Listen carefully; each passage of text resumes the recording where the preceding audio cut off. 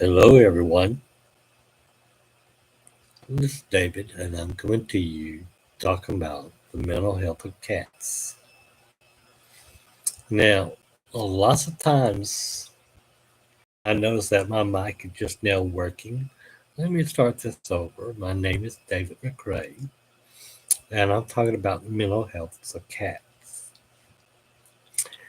Ever been in a place where you're trying to talk to someone and they don't speak a word of English?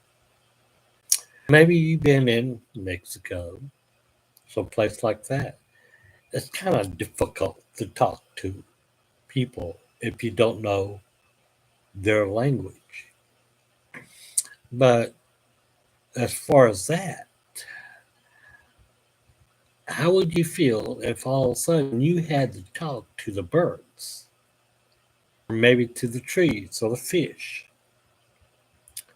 Now imagine you going up to one of those trees, and let's say those trees was able to move like we can, even better and faster, and having to talk to the tree to get it to understand you, what you need, what you want, how, what your desires are, and all these other things.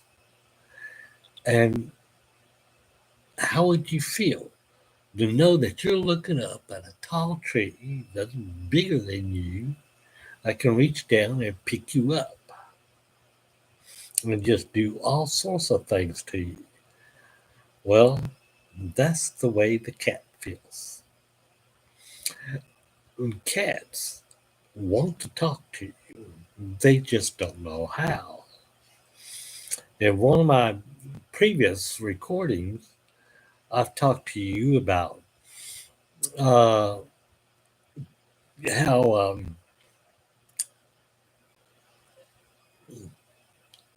cats, certain OCDs and things like this, that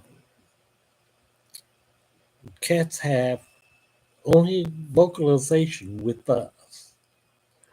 They'll growl and hiss at other animals. But when they're really trying to communicate, they go on what they know. They see that we can talk to each other and they're trying the same thing out. And as they're trying to communicate, all they know is vocalization. Well, each little meow that they do, there's over 200 different type of vocalizations coming from the cat. The expression on their face, the movement of their bodies. Lots of people get to know this as little tricks, little things. They know that the cat is hungry, the cat's wanting to go out, the cat's wanting this, wanting that. But there's more to it than that. There's times that the cat wants to be in your lap. They don't want you to pick them up. Contrary to what lots of people think, cats do not like to be picked up. It's hard for them to breathe. It's hard for them to feel free and movement within themselves. It's kind of constricting. It's sort of like you're put into a padded cell all by yourself, and your hands are handcuffed behind you, and all of a sudden your nose itch. You're kind of irritating and annoying. And that's the reason why lots of cats, they wind up getting aggravated just like you do. They get frustrated. They get mean and mad. That's because you're not listening to them and they're trying their best to communicate with you. They are talking. They need to be able to express themselves, come and go free will, just like you. But when they're talking, they need for you to listen to them. And lots of times the meow are more than that. And my little BB, she wakes up sometimes just calling out to me. And I know it's just a simple fact that all she's wanting to know is that I'm still here with her. See, she's been left alone so many times. Nobody touched her. Nobody played with her or had anything to do with her. And she felt frustrated, aggravated. Well, I tried to listen, and she's responded. I hear what she's saying.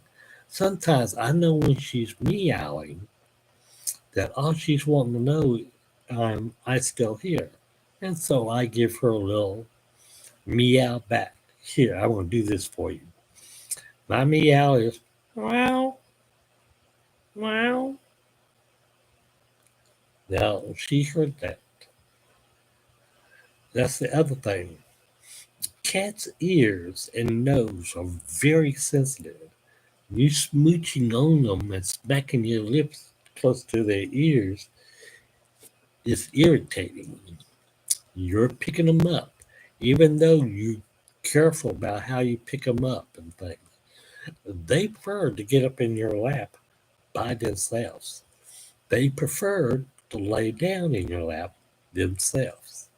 When you let them do that, then there is a calmness and a peacefulness because they know that you're listening to them. That's all you have to do is listen to them. Because the only time they'll meow is around humans. They're afraid of every little thing there is. And they should not be afraid of you. If you listen to what they're saying, and they all cats use the same type of body motion, language, and all. I haven't met a cat yet that I could not talk to and come to terms with. I don't care how mad or angry it is. When I go to a cat, a strange one, I get down on their level. I let them know. I have a little sign. I take my hands and I turn it upside down to them so they can see I have nothing in my hands. And then I let them sniff it. She does something very sweet.